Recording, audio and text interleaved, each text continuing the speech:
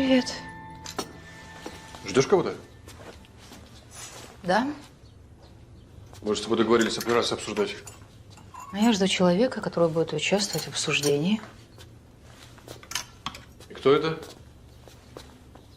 Сейчас узнаешь. Ну, она уже должна подойти.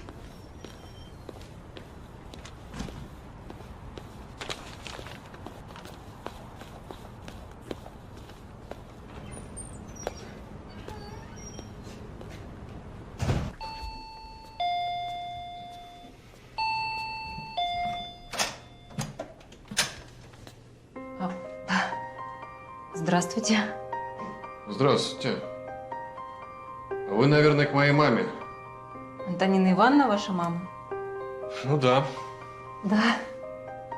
Ну, проходите.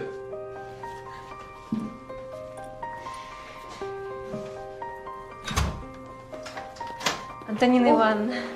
Здравствуйте, Анюша. Здравствуйте. Вы знакомы? Да, Вячеслав и есть тот самый спаситель, который нас с мамой в больницу тогда отвез.